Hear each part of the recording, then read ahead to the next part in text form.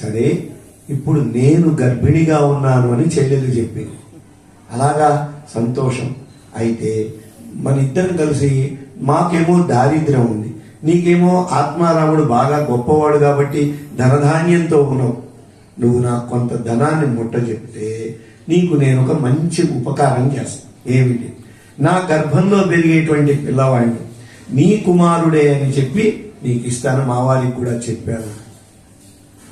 అలాగా, మరీ మంచిది అని ఆయన లేడు కదా, తీర్థయాత్రకు వెళ్ళాడు. ఈ లోపల ఈమె గర్భం వచ్చినట్లు నటన చేస్తూ పిల్లవాడు పుట్టినట్లుగా ప్రచారం అయింది. ఆమెకు గర్భం పోయినట్లు చేసి చివరికి ఈమెకు కుమారుడు పుట్టే సమయంకి ఆత్మారాముడు వారు వచ్చారు. ఆయన తప్పకుండా మహర్షి వాక్యం ఫలించుండను. చూస్తే పిల్లవాడు ఉన్నాడు. చూసావా, నువ్వు ఆ రోజున మిటకరించావు, చూడు పిల్లవాడు పుట్టావంటే అవునవును అంటుంది.